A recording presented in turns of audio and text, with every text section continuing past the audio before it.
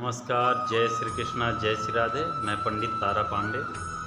आइए जानते हैं कि इस वर्ष रक्षाबंधन कब है और इसकी प्राचीन कथा क्या है, इसकी शुरुआत कब से हुई।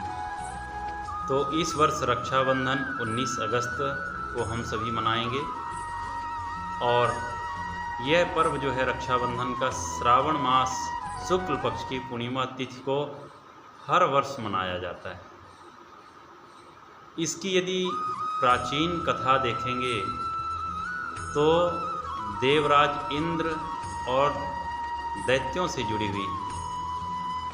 यह कोई नई बात नहीं है कि देवता और दानवों में युद्ध ना हुआ हो। तो एक बार देवताओं और दानवों में भयंकर युद्ध हुआ। बहुत वर्षों तक युद्ध हुआ लेकिन उसका कोई परिणाम नहीं निकला, यानी कि देवता विजयी नहीं हो पा रहे थे। असुर इनके ऊपर भारी पड़ रहे थे।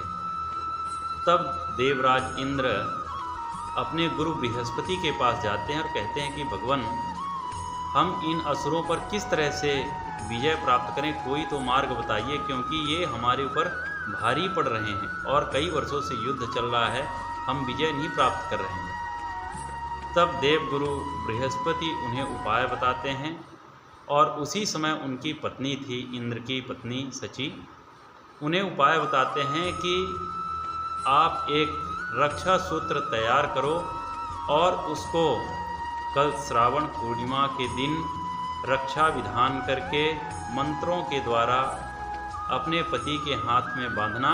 उसके बाद इंद्र अवश्य ही युद्ध में विजय प्राप्त करेंगे।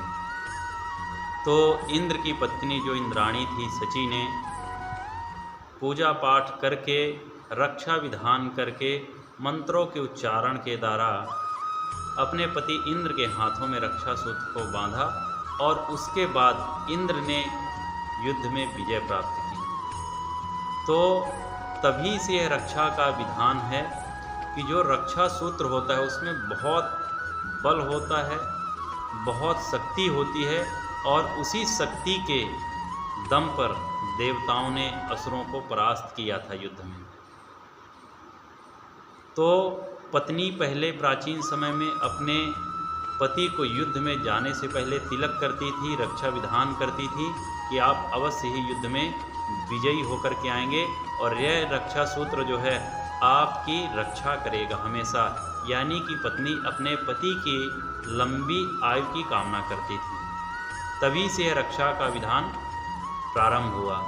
आगे चल करके यह त्यौहार धीरे धीरे भाई और बहन के पवित्र बंधन में बंध गया। अभी सभी बहनें अपने भाई के कलाइयों पे रक्षा सूत्र बांधती हैं, यानी कि राखी बांधती हैं और अपने भाई की लंबी आयु की कामना करती। और जो भाई होते हैं तो अपने बहनों को कुछ उपहार रूप में देते हैं, वस्त्र, पैसे इत्यादि जो भी उनके सामर्थ्य अनुसार देते हैं और अपनी बहन की यथाशक्ति जीवन पर्यंत रक्षा करने का वचन भी देते हैं। तो इस तरह से यह पवित्र त्यौहार भाई और बहनों के बीच में पवित्र बंधन को दर्शाता है और आज हम सभी उसको मनाते हैं। इसकी और भी कथा हमारे पुराणों में दी गई है, तो वो अगले भाग में बताया जाएगा। जय श्री कृष्णा, जय श्री राधे।